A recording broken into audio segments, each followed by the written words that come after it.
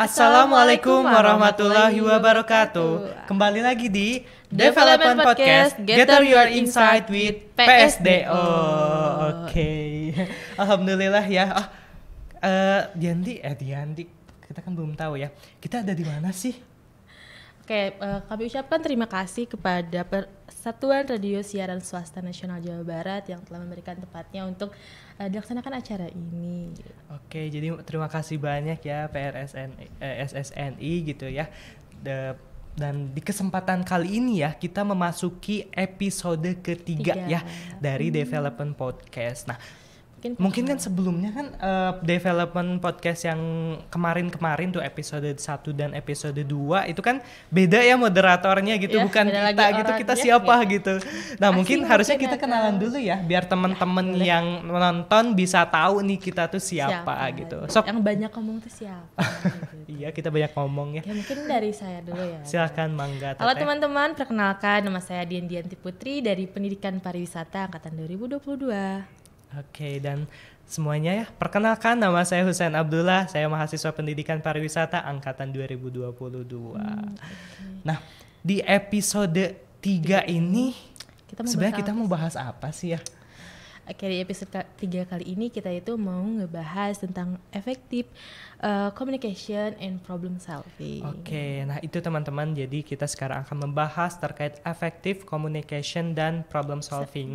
Terutama ini akan dibahas dalam lingkup organisasi ya. Karena apa? Kita sebagai mahasiswa gak akan jauh dari yang namanya organisasi ya. Pasti itu sih kayaknya Kang, setiap mahasiswa itu gak pernah lepas gitu ya dari namanya komunikasi, apalagi problem solving gitu. Oke, nah dalam podcast kali ini kita akan ditemani oleh narasumber yang sangat luar biasa gitu ya. Langsung saja ya gitu. Halo, di sini ada siapa nih? Halo Kak. Halo semuanya. Kenalkan dulu sebelumnya ya, Dianti dan Husain ya. Iya betul. Nama saya Ihsan Fajar Setiawan. Saya alumni Pendidikan Bahasa Jerman angkatan 2018. Begitu. Halo semua teman-teman Development Podcast gitu. Oke, nah di sini kan kita berarti panggilnya apa Kang Ihsan? Ihsan boleh. Ya. Kang Ihsan, di sini kan kita bakal ngebahas terkait komunikasi dan problem solving dalam organisasi. Boleh gak Kang ceritain sedikit terkait pengalaman organisasi Akang gitu selama menjadi mahasiswa? Oke, mungkin pengalaman saya ya selama menjadi mahasiswa. Padahal saya baru sidang kemarin lah. Baru Januari saya sidang, belum sudah juga. Alhamdulillah. Tapi ya. Pengalaman saya mungkin waktu Maru setelah kaderisasi, saya masuk di himpunan saya. Himpunan Pendidikan Bahasa Jerman atau nama bahasa Jerman itu Deutsche Studentenverband lah. Gitu ya. Keren susah ya. Soalnya bahasa Jerman. Kita mah orang Sunda tuh biasa. Bolehlah belajar. Rada hese namanya. Rada hese. Iya. Masuk ke DSV saya langsung masuk bidang minat dan bakat. Karena ngerasa punya bakat, padahal nggak, kurang lah, ngerasa aja. Suka merendah. Lalu pas tingkat 2 saya jadi manajer di badan semi otonom. Di bagian futsalnya lah, main-main bola. Gitu. Lalu tingkat 3 pas angkatan saya yang menjabat, saya diamanahkan sebagai sekretaris jenderal gitu. Atau sekjennya. Untuk di tingkat jurusan seperti itu. Terus naik ke tingkat fakultas, saya pernah sekali bergabung sama keluarga mahasiswa FEBS di MIKAT juga. Lalu terakhir mungkin di tahun kemarin juga baru demisioner di tahun ini ya, 2023 baru demisioner dari BEM Rema, menjabat sebagai Menteri Koordinator Manajemen Informasi begitu. Masya Allah ya, sangat luar biasa ya pengalamannya. Karena luang waktunya kayaknya ya. Iya. Tetapi memang Akang sudah kayak apa ya, kalau orang Sunda bilangnya atel gitu ya, pengen ikut organisasi itu ya. Kayak gak bisa diem gitu ya kan.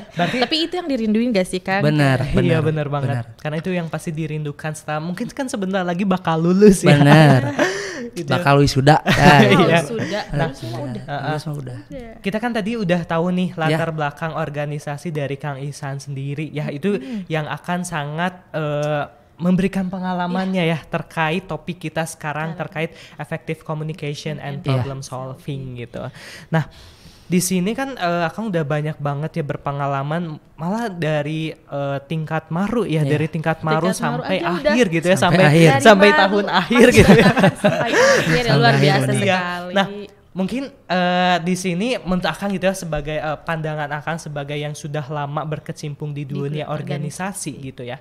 Menurut Akang komunikasi itu seperti apa sih, dan apa sih yang jangan definisi terlalu formal. Jadi menurut Akang tuh komunikasi itu apa sih sebenarnya kalau dalam organisasi? Mungkin kalau saya lihat dari beberapa kacamata ya, dari tingkatan-tingkatan yang dialamin, komunikasi itu tetap gitu. Jadi variabel kunci kita untuk ada di organisasi. Mau kita mau marah harus dikomunikasikan. Betul. Kita sedih kita komunikasikan. Kita sebal kita komunikasikan gitu. Jadi dalam organisasi semua dinamika yang dirasain sama teman-temannya pastinya harus dikomunikasikan gitu. Sepenting itu si komunikasi. Kalau orang Sunda ngomongnya hade goreng ku apa? Ku basa ya. Ku baso. Aduh. Gitu. Iya, aduh lapar. Di komunikasi itu sangat penting ya, maupun itu dalam konteks kita lagi marah, sedih. Komunikasi itu sangat penting. Sangat penting. Jadi biar kalau menurut saya mungkin ya, ketika kita organisasi kita nggak sendiri. Nggak akan semua orang paham dan tahu bagaimana perasaan kita. Iya, betul sekali. Kalau dikomunikasikan setidaknya mau orang-orang peduli atau tidak, tapi tahu aja dulu gitu sih. Kalau menurut saya gitu ya. Oke. Mengkomunikasikan itu kan tidak harus dengan secara bahasa betul. Bisa dengan gaya gerak tubuh. Tapi kan kadang seorang itu nggak bisa ngerti apa yang kita komunikasikan mungkin. Betul. Nah, menurut Akan apa sih yang menjadi kendala dalam berkomunikasi di organisasi? Betul. Oke. Tadi kalau kata Dianti, bahasa bukan cuma soal berbicara doang, betulnya. Makanya kalau dalam bahasa sendiri, karena saya mungkin anak bahasanya, bahasa sendiri kan nggak harus cuma berbicara, tapi ada juga ada bahasa isyarat mungkin kan, dan lain-lain, gestur tubuh dan lain-lain. Mungkin kalau kendala berkomunikasi ya, kalau yang saya alamin gitu, untuk saya pribadi, saya ini tipikal orang yang meledak gimana ya? Meledak gitu ketika mengkomunikasikan sesuatu penuh secara emosi lah, emosinya bukan secara marahnya, emosional gitu, semuanya dikeluarkan saat itu juga gitu. Nah, pentingnya punya teman yang ngerti gaya komunikasi kita itu ketika saya menyampaikan ke Hussein misalkan, Hussein tidak bisa memahami gaya komunikasi yang saya lakukan karena terlalu meledak dan tidak bisa diterima dengan baik arti dan tujuannya, makanya punya teman untuk mengkomunikasikannya secara lebih sederhana kepada Hussein itu sangat penting gitu kalau menurut saya. Jadi ketika berkomunikasi, balik lagi karena organisasi itu banyak orangnya, satu sama lain tuh harus saling membantu lah gitu. Mungkin saya ke Dianti tidak sampai, tapi Hussein mengerti apa maksud saya. Hussein bisa membantu menjelaskannya kepada Dianti gitu. Terkadang kan semua orang tidak mengerti ya. Nah, gitu. Akan kita utarakan atau apa yang kita masalahkan. Di organisasi kan pasti setiap orang tuh memiliki komunikasi yang berbeda itu ya. Betul. Nah, selain tadi kan kita juga dari perbedaan itu malah sering menimbulkan permasalahan juga gitu ya. Terus apalagi yang kadang ya itu, dan pasti tanpa kita sadari kadang itu tuh memang ada terus gitu ya permasalahan. Meskipun kita sudah membicarakan bahwa kalian tuh komunikasinya gak boleh terputus, harus terus berkomunikasi, tetapi kan ya kita balik lagi bahwa kita sebagai manusia yang masih ada salahnya gitu ya. Pasti akan ada aja permasalahan dari komunikasi. Nah, dari Akang sendiri nih ya, pernah nggak sih sepengalaman gitu ya, pengalaman Akang saat di organisasi manapun, terutama yang saya sudah baca sebelumnya tentang Kang Ihsan CV-nya ya, terkait di BEM Rema itu sebagai Menteri Koordinator Manajemen Informasi dan di sini juga kan membawahi 3 bidang ya Kang. Iya. Nah, di situ juga kan ini terus manajemen informasi, di mana pasti ini sangat berkaitan dengan komunikasi, di mana Kang di sini bertugas sangat sangat krusial gitu ya, komunikasi ini sebagai titik utamanya. Tetapi saat menjalani tugas tersebut, pernah gak sih punya cerita gitu permasalahan komunikasi yang sangat-sangat itu menjadi ini permasalahan yang krusial gitu, yang sangat-sangat fatal sebenarnya dari komunikasi tersebut. Sebuah permasalahan itu nggak bisa kita hindari. Betul itu selalu poinnya, ada dan kalau tanpa masalah itu gimana gitu. Bukan hidup kalau sih. Kalau kita sudah paham. Oke, mungkin kalau kita bahas soal masalahnya dulu ya. permasalahan dari selama saya, mungkin teman-teman merasakan ya, selama saya berkecimpung dan ikutlah ambil andil dalam organisasi mahasiswa ini, pastinya masalah paling kecil, paling besar itu berangkat dari miskomunikasi. Ya, secara data itu tuh. Miskomunikasi di mana-mana, proker apapun pasti ada masalahnya. Ini mah miskom. Miskom di sini, miskom di sini. Memang di kendala situnya ya. Yang bakal jadi poin-poin terbanyak lah ketika di dalam proker tuh kesalahan pasti berangkat dari miskomunikasi. Walaupun tadi kata Husein sudah sangat diusahakan untuk tidak adanya komunikasi, tapi balik lagi ada lagi. Untuk menanggulanginya dulu ya sebelum kita berangkat ke Maninfo yang tadi gitu. Kalau menurut saya pola komunikasi yang diterapkan dalam organisasi itu beda-beda. Tergantung kultur si organisasinya sendiri, tergantung orang-orangnya, baiknya seperti apa. Jadi kan kalau di organisasi itu ada yang namanya bottom up sama top down si polanya, atas ke bawah atau bawah ke atas. Nah kalau menurut saya ketika dalam organisasi kita tuh nggak boleh tok gitu cuma satu, mau bottom up atau top down pilih satu, nggak boleh kalau menurut saya, nggak bisa lah menjalankan itu. Karena apa?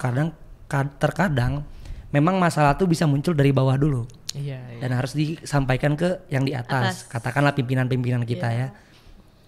Pun sebaliknya, ketika masalahnya memang sudah lingkupnya luas, memang harus dibicarakan dulu oleh para pimpinan, yaitu yang di atas. Tapi orang-orang yang di bawah tersebut berhak tahu agar keputusan apapun yang diambil oleh atasan gitunya, katakan pimpinan kita pun berani untuk mempertanggungjawabannya bersama.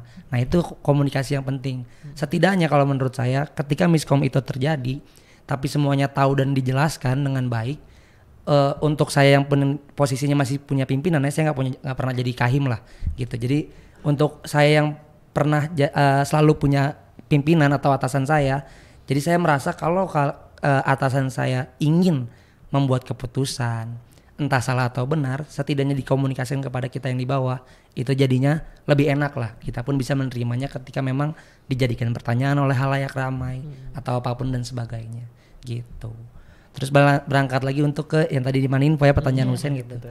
Betul, untuk di Maninfo sendiri itu ada 3 kementerian di Husein gitu. Kementerian Keuangan, Kementerian Sekretaris Kabinet, terus Kementerian Komunikasi, Informasi dan Media Informasi, Kominfo. Nah, teman-teman sendiri pasti ada kan lah di himpunannya ya, Kemenkenya. Nah, adanya Kemenkenya ada pasti itu si Kemensekapnya biasanya. Kalau di saya ke sekrenya gitu. Nah, itu mah pasti ada kan. 3 kementerian ini benar kata Husein, fundamental banget. Namanya Maninfo ya, informasi ya. Prokernya memang kalau di Maninfo nggak ada proker besar, nggak kayak Mokaku gitu ya, yang ada di PSDO-nya UPI atau proker-proker besar lainnya memang enggak. Cuman karena ini bentuknya fundamental, pertama dari Kemensekap sendiri. Kemensekap yang bikin SK di BEM-REMA. Pencatatan namanya banyak banget, sampai 200 lebih dari jurusan yang berbeda-beda, yang kenal aja belum gitu pada awalnya. Pertama kesulitan di situ. Jadi setiap kementerian harus menginformasikan ke kita dan kita harus menginformasikan kepada kementerian lainnya juga bahwasannya udah ada berapa aja sih panitianya, anggota si BEM-nya dan lain-lain. Dari situ aja udah seru banget karena kita pelantikan tuh ketika persiapan pelantikan ya untuk Kemensekap gitu ya. Kalau pertanyaan Husein serunya di mana nih? Ketika pelantikan sampai H-2 karena BEM-REMA mungkin auranya sangat menarik banyak orang ya. Nambah lagi dan masih kurang-kurang juga dari kementerian-kementerian lainnya tuh masih merasa butuh orang, ditambah lagi. Jadi ketika SK sudah siap dimasukin lagi nama orangnya, sampai ya jangan sampai ada yang terlewat karena kan takutnya nanti di penyebutan ketika pelantikan pun kalau nggak ada namanya nggak enak dong gitu. Makanya diminimalisir sedikit mungkin lah bagaimana caranya untuk ketika di awal aja di pelantikan itu tidak ada kesalahan gitu. Pun Keuangan jelas keuangan makan hal yang sensitif ya. Semua orang hidup ini ya sensitif banget ya kalau sensitif banget. Keuangan Betul, gitu. Apalagi namanya kita organisasi, kita udah mengabdi lah katakan gitunya. Masa kita keluar duit sendiri juga kan gitu. Proker kan ada dananya sendiri. Kemenke pun kita harus mengkomunikasikannya kepada setiap kementerian ya. Kalau di Kemenke sendiri di bawah Maninfo itu kita harus komunikasi lagi nih. Ini misalkan proker apa sebut mau ke aku, mintanya sekian juta. Di ACC cuma di bawahnya gitu. Itu kan harus dikomunikasikan kembali biar mengerti bagaimana kenapa di ACC-nya sekian juta seperti itu tersebut. apalagi Kominfo. Kominfo kan untuk penyebaran informasi di halayak ramai ya, terutama di sosial media, di media digital gitu, di Instagram Bemrema waktu itu makan.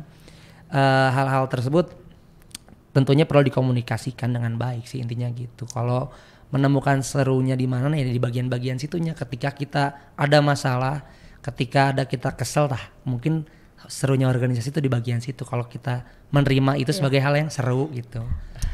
Jadi komunikasi itu sangat penting banget sih. Ini udahlah No debat debat. penting banget gitu. Oke kan, mungkin aku ingin bertanya. Oke. Pastilah dari tadi kan udah cerita tentang masalahnya gitu ya. Nah dari Kang Ihsan sendiri gitu, kayak nyelesain masalah dalam organisasi itu gimana sih dari Kang Ihsan sendiri? Gitu? Oke. Problem solvingnya gitu ya. Problem solving. Penyelesaian masalah. Mungkin kalau dalam organisasi kita ada 2 lingkup lah, secara keorganisasiannya ataupun secara prokernya, ya kan ya, program kerjanya. Untuk penyelesaian masalah sendiri, pertama mungkin kalau secara keorganisasian banyaknya masalah tuh dari komunikasi tadi yang menyangkutnya ke personal. Aing mah bete lah sama si Ieu gitu misalkan. Itu sih sering terjadi. Ya kan sering lah hal kayak gitu. Aing mah bete lah sama si Ieu gitu. Karena mungkin saya pernah juga di posisi yang rada di atasnya walaupun bukan ketua himpunan, dapatlah keluhan-keluhan seperti itu gitu. Nah mungkin cara penyelesaiannya pertama jelas dikomunikasikan dengan baik, dan kita tuh ketika di atasnya terutama mungkin saya punya pandangannya, ketika jadi orang yang diadukan gitu, kita pun nggak bisa langsung ngejudge. Misalkan Dianti ngadu langsung wah di mata Dianti mah Husen salah banget lah gitu misalkan, cuman kita nggak bisa, harus menengahi ya kan. Nggak bisa langsung ini mau Husen yang salah gitu, tapi kita harus nyari sudut pandang dari Husen pun seperti apa gitu. Hal-hal tersebut ketika secara keorganisasian dan personal gitu ya, personal orang-orang yang di dalam organisasi tersebut itu mungkin harus dicari tahu dulu masalahnya, duduk perkaranya apa, karakteristik orangnya seperti apa. Mungkin Dianti hanya tidak suka dengan apa yang disampaikan, gaya penyampaian dari Husen, bukan apa yang disampaikannya. Mungkin seperti itu kalau di dalam organisasinya. Penyelesaiannya mungkin kalau runtutannya gitu ya, cari tahu masalahnya, pahamin karakteristik orangnya. Baru kalau memang tidak bisa dan harus turun tangan kalian jadi mediator, ya silahkan lah jadikan jadi mediator pun itu sangat-sangat enak kok gitu. Karena organisasi yang baik kan juga dengan kondisi lingkup internalnya pun yang baik. Iya, betul sekali. Kalau di program kerja pun sama lah, ketika program kerja kan masalah datang di teknisnya biasanya. Kita udah nyiapin plan ini misalkan A, B, C plannya. Cuman di C ada kendala, itu harus seperti apa. Misalkan kita tuh udah oke deh, plan A harus ada plan B-nya gitu. Ya, ketika plan A dan plan B oke nih, tiba-tiba plan C ada aja, nah misalkan kayak gitu kan kalau proker seringnya. Nah itu pentingnya komunikasi tadi, kuncinya tadi itu untuk problem solving. Misalkan masalah timbul lah, kita katakanlah Mokaku ya, kita ambil contohnya yang besar. Ketika Mokaku kan ada teklapnya ya, ada teklap tuh yang pakai pita-pita merah. Ya kan pita ungu nih. Oh, kalau teklap Mokaku. Teklap Mokaku kan misalkan ada masalah terhadap si maru-marunya gitu. Ada yang melakukan hal-hal yang tidak diinginkan atau dilarang. Kan mau nggak mau itu masalah berangkat dari bawah. Tapi kalau mau nggak mau KWC itu harus tahu untuk menyelesaikan masalah hal tersebut. Nah itu pentingnya komunikasi sih. Itu sih untuk pemecahan masalahnya. Entah kamu marunya dibawa ke komisi disiplin UPI-nya kah atau apapun, atau dikasih sanksi di saat itu juga. Kayak gitu sih paling kalau pandangan saya mah. Yang saya tangkap juga di situ butuh keterampilan ya. Maksudnya itu kan dalam menyelesaikan juga, saya yakin nih enggak semua orang tuh bisa menyelesaikan permasalahan seperti itu gitu. Ya. Nah, Akang sendiri sebenarnya gimana sih cara belajar gitu atau misalkan mengembangkan skill dalam menyelesaikan permasalahan gitu. Karena apa? Karena ya permasalahan itu pasti kompleks ya. Betul. Dan permasalahan itu kita tidak bisa mengharapkan sebenarnya, tetapi dia pasti akan datang gitu ya. Dan permasalahannya pasti berbeda-beda gitu sifatnya. Mungkin tadi kan ada yang sifat dari komunikasi, tetapi kan permasalahan bukan datang dari situ saja. Kadang yang ya sebenarnya yang lebih dekat itu sebenarnya dari kita sendiri. Permasalahan itu datangnya dari diri kita sendiri. Jangan jauh-jauh dulu gitu. Kadang diri kita sendiri juga mempunyai permasalahan ya. Iya. Nah, itu kan bisa menjadi sebuah permasalahan gitu ya. Gimana sih boleh nih dari Kang Ihsan sendiri bisa diceritainnya gimana cara akhirnya aku bisa belajar nih untuk menyelesaikan sebuah permasalahan gitu. Karena pertama jelasnya kita manusia tuh hidup learning by doing kan ya. Pasti mungkin saya atau mungkin teman-teman di posisi yang sekarang pun pasti sering lah melakukan kesalahan. Kesalahan yang kita lakukan sekarang pasti adalah orang-orang yang memberitahunya kalau ini tuh salahnya di bagian mana. Dan kita pun cari tahu terkadang ketika kita melakukan kesalahan, baiknya manusia tidak melakukan kesalahan yang sama kalau menurut saya. Prinsip saya gini, cuma keledai yang jatuh di lubang yang sama. Kalau manusia ingin jatuh cari lubang yang lain gitu. Begitu kalau menurut saya. Jadi ketika kita ngelakuin kesalahan, ya udah kita pelajarin kesalahan tersebut, bagaimana cara menyelesaikannya. Balik lagi tadi kalau cara mengembangkannya ya Husen ya, cara mengembangkan untuk menyelesaikan masalah. Ya kita cari tahu sama siapa ya orang-orang yang ngerti tentang permasalahan ini, entah dosen, entah kakak-kakak tingkat kita gitu. Ketika ada masalah tersebut, ataupun kita baru di planning kita, oh ini kayaknya masalah nih gitu kan. Kadang-kadang ada ya rasa kita udah tahu nih kalau ini tuh bakal terjadi sebuah kesalahan. Nah, hal-hal itu kita pertajam dulu dengan informasi-informasi yang kita cari tahu dulu dari orang-orang yang lebih berpengalaman. Jadi ketika itu sudah ada, baru kita ngeplannya lebih enak. Jadi ketika memang itu terjadi pun kita udah tahu solusinya pakai solusi yang mana ya gitu. Jadi pengembangannya pun jelas lah karena harus pakai learning by doing itu benar-benar berlaku dalam kehidupan kita gitu. Saat ada sebuah permasalahan kita tuh harus bisa ngelihat kenapa sebuah permasalahan ini terjadi. Betul. Kita harus bisa mempelajari agar tidak masuk ke lubang yang sama. Pahami kesalahan kita di mana gitu. Ketika salah emang ada masalah lah. Masih salah lagi itu jadi pertanyaan gitu. Jadi terkait bagaimana kita untuk menyelesaikan sebuah permasalahan ya. Nah, mungkin kita akan balik lagi ke topik yang komunikasi kan tadi sudah problem solving, ini yang komunikasi yang saya ada masih pengen sharing ya sama Kang Ihsan gitu. Di sini kan kalau dari saya sendiri saya suka melihat bahwa setiap orang mempunyai, tadi kan sudah dibahas bahwa gaya komunikasi yang berbeda gitu ya. Nah, tetapi gimana sih Kang apa sih komunikasi yang baik itu gitu ya, sesuai diri masing-masing gitu Kang? Kalau menurut saya gitu, komunikasi yang baik, komunikasi yang disampaikan gitu Sen. Ketika komunikasi itu hanya sekedar di dalam hati atau ngegerutu, misalkan saya pengen berkomunikasinya sama Dianti ketika ada kesalahan, tapi saya cuma ngegerutu ke diri saya atau cuma cerita ke Husen, nah itu menurut saya bukan komunikasi yang baik. Karena misalkan Husen yang menyampaikan pun ketika mulut pertamanya bukan dari saya gitu, kalau ingin saya ada masalah ke Dianti contohnya gitu ya, itu gak akan jadi hal poin yang lebih kena lah. Kecuali saya udah menyampaikan, Dianti tetap nggak menerima, itu mungkin bisa ditengahi oleh Husen. Jadi menurut saya komunikasi yang baik adalah komunikasi yang disampaikan gitu. Pahit, manis, asam, semuanya rasa dalam kita ingin menyampaikan suatu hal gitu. Memang harus disampaikan menurut saya mah gitu. Gitu. Ya, nah jadi teman-teman, komunikasi itu sangat penting ya, mau apapun yang kalian rasain itu harus disampaikan gitu. Karena diam itu tidak bakalan menjadi emas. Nah, betul. tidak akan selalu jadi emas. Bahkan bisa menimbulkan masalah yang baru. Gitu. Udah masalah teh ada gitu. Terus tambah diam gitu. Tambah iya benar sih. Tapi kadang juga kita saat tidak bisa mengkomunikasikan itu tuh malah jadi kitanya sakit. Bener tuh. Banyak kejadian lah sekarang kayak gitu kan. Ditahan-tahan malah jadi pendem. Jadi pendiam gitu ya. Gak apa-apa lah, aku bisa nanggung sendiri gitu. Padahal itu sebenarnya kalau kita kayak gitu tuh nambah masalah. Betul. Emang harus benar-benar cari pendengar yang baik gitu. Ya kita bisa mencerahkan apa yang kita ingin. Apalagi masalah soal organisasi kan, itu masalah bersama ya, bukan masalah sendiri kayak masalah pribadi gitu. Masalah di rumah mah ya oke lah, mungkin butuh mencari orang yang lebih tepat gitu ya. Kalau soal organisasi kan banyak orangnya gitu. Akang juga kan berpengalaman di BEM Rema gitu. Apakah Kang saya ngelihat nih, Akang juga kan magang ya waktu itu ya. Magang yang apa itu tuh, lihat di CV. Iya. Waktu itu ngajar kan, ngajar sama ngajar tuh di mana aja kan? Ngajar gitu? Tuh ada di tempat les bahasa Jerman satu ada. Di sekolah di SMA 4 Cimahi ada sempat ngajar PPL. Oh iya.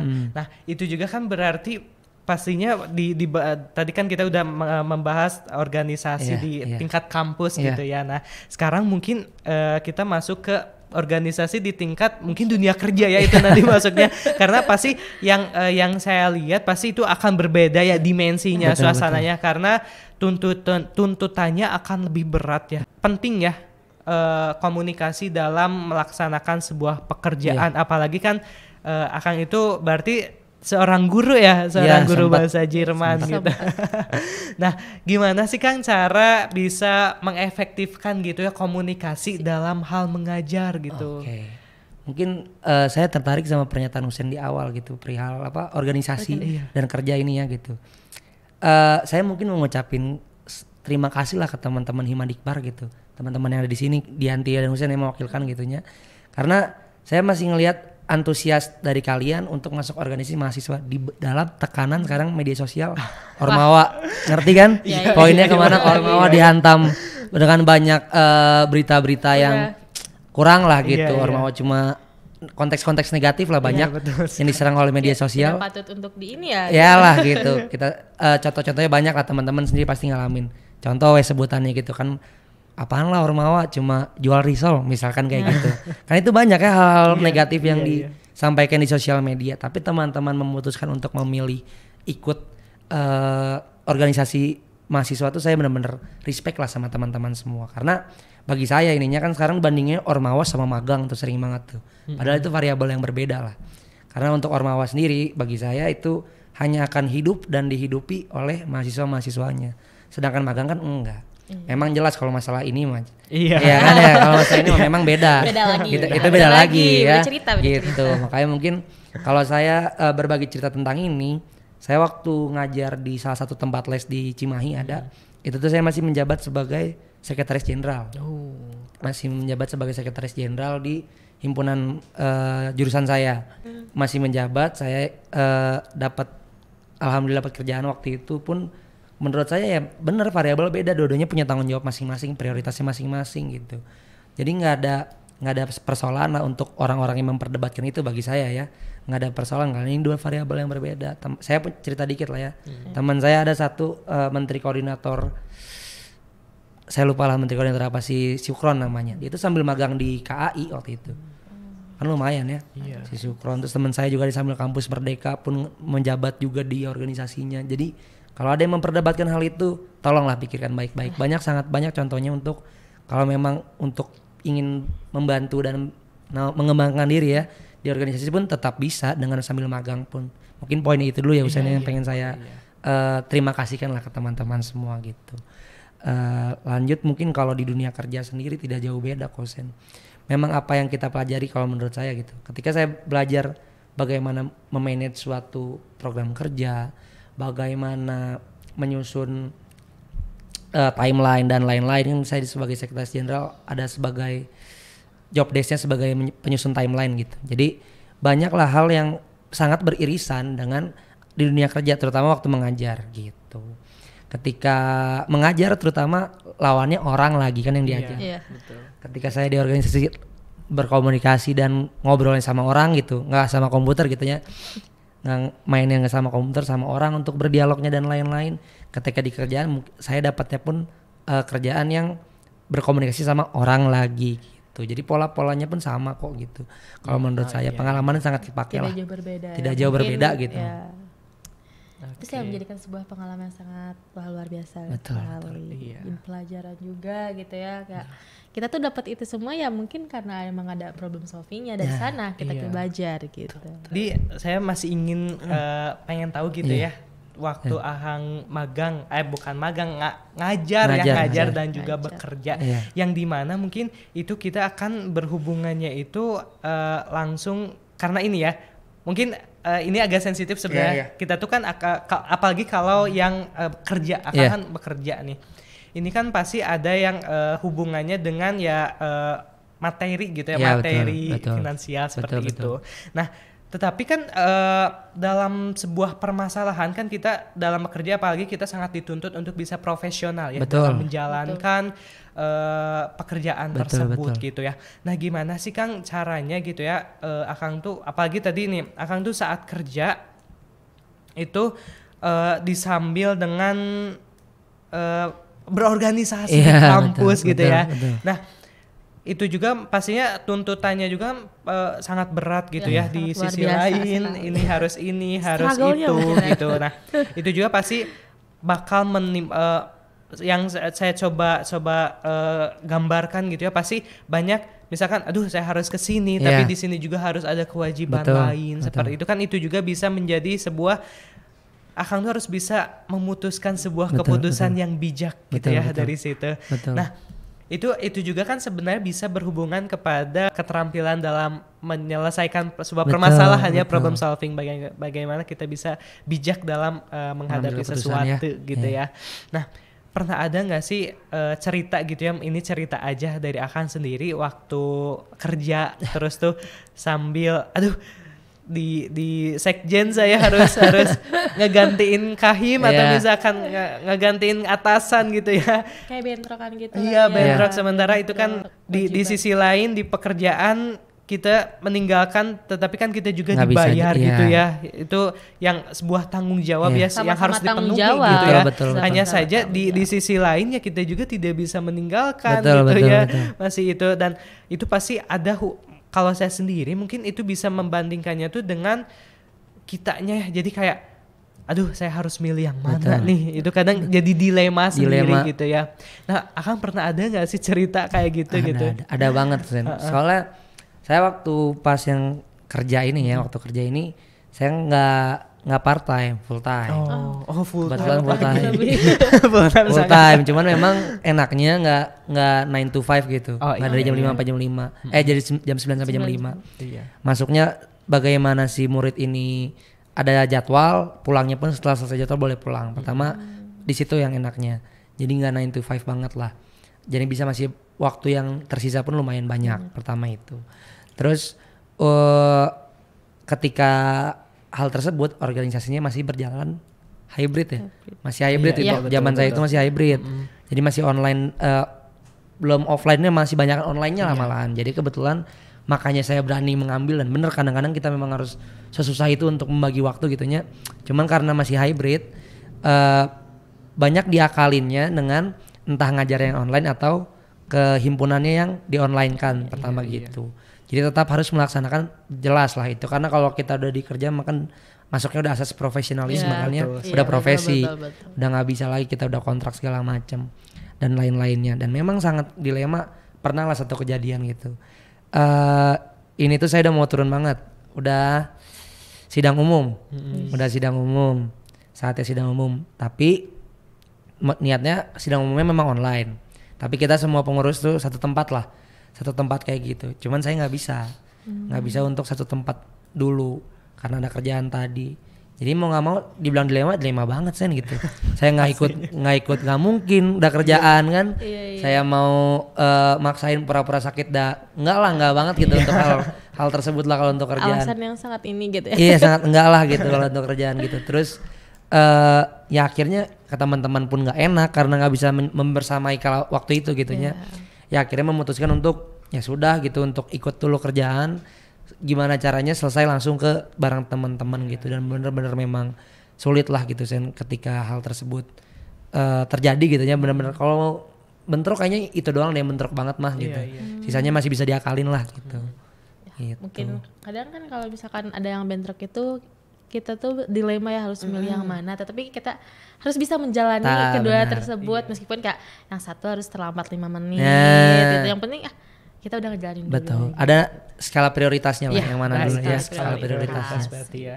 Teman-teman dicatat ya, skala prioritas harus bisa membaca betul. Harus bisa membaca skala prioritas dari setiap apa yang kita lakukan. Betul. Itu ya. Sadar posisi. Itu juga penting. Sadar posisi ya. Iya, sadar posisi. Ini mungkin kita kan tadi udah banyak ngobrol banget ya tentang cerita ini itu. Ada nggak sih Kang tips gitu ya dari Akang gimana cara berkomunikasi secara efektif gitu, dan juga mungkin ini biar satu aja gitu, maksudnya satu penyampaian gitu. Tetapi di sini bagaimana cara komunikasi efektif dan itu juga digunakan pastinya akan berhubungan dengan keterampilan dalam memecahkan sebuah permasalahan ya. Karena ya komunikasi adalah sesuatu hal yang dasar dari sebuah manusia. Kita kan sekarang ini berkomunikasi. Gitu kan. Jadi pasti yang nggak akan bisa kita hindari gitu ya. Nah itu paling Kang gimana sih tipsnya terutama buat teman-teman mahasiswa nih ya gitu. Komunikasi yang efektif tadi lah pertama, itu yang baik tuh disampaikan. Tapi yang efektif menurut saya tadi Dianti kita bahas perihal membaca situasi. Kita baca dulu situasinya, pantasnya menggunakan dalam organisasinya, pantasnya kita menggunakan si bottom up tadi atau top down tadi gitu, karena nggak semua masalah bisa kita gunakan dengan bottom up terus, nggak bisa dengan top down terus gitu. Jadi kita harus membaca situasi masalah ini perlunya diselesaikan oleh atasan dulu atau perlu diselesaikan oleh yang bawah dulu. Pertama itu karena balik lagi si komunikasi tadi memang pada akhirnya bakal untuk memecahkan si masalah tadi atau bahkan untuk meng-cut si masalahnya sebelum terjadi masalah gitu. Jadi hal tersebut sih kaitannya ketika kita sudah tahu nih komunikasi yang harus digunakan seperti apa, pastinya meminimalisir si miskomunikasi tadi yang bakal menimbulkan masalah. Ketika sudah terjadi masalah dan tidak bisa kita hindari yang Dianti ya kita ngomong masalah pun terkadang datang tanpa ada yang mau lah gitu, datang dari manapun lah, dari berbagai penjuru. Dari hal terkecil. Nah misalkan kita tuh udah fokus nih ke masalah yang bakal jadi masalah besar, tapi kita cuma kesandung kerikil biasanya kan gitu ya. Gitu hal-hal yang kayak gitu tuh memang pasti terjadi ketika masalah sudah ada, karena setidaknya kita mungkin sudah mengkomunikasikan di awal, jadi masalah itu pasti bakal bisa kita selesaikan bersama lah, saya yakin itu gitu sih. Efektifnya memang kita harus baca situasi dulu, penggunaan yang mana yang bisa kita gunakan si komunikasinya, ke siapanya kita harus melawan bicara kita untuk berkomunikasi tadi gitu sih. Berarti tadi coba saya simpulkan. Boleh, ya. Jadi yang pertama kan komunikasi ya yang pastinya harus disampaikan betul. Ya. Komunikasi tanpa disampaikan ya kita nggak akan tahu gitu ya. Betul. Dan yang kedua juga kita harus bisa membaca situasi. Dalam berkomunikasi gitu. Berarti tetapi meskipun ini 2 poin ya itu sangat kompleks ya gitu ya. Pasti, banyak poin turunannya. Banyak poin turunannya yang pasti itu juga kita harus bisa melatih diri sendiri. Yang tadi sudah disampaikan Kak Ihsan bahwa ya dalam melatih komunikasi, dalam melatih problem solving ya tadi kita harus bisa merefleksikan diri dan juga setiap mungkin kalau itunya setiap kejadian atau ke sesuatu yang datang kepada kita harus bisa merefleksikan hal tersebut ya. Jadi setiap saat ya kita belajar gitu ya. Kan belajar tuh sampai di kandung hayatnya. Betul sekali. Ini banget sih. Ini ngena itu ngena. Ada lagi Dianti? Sangat jelas. Oke. Nah, berarti mungkin itu tadi tipsnya ya. Paling sekarang itu karena waktu kita nggak terlalu lama lagi gitu ya. Kita sebentar lagi waktunya.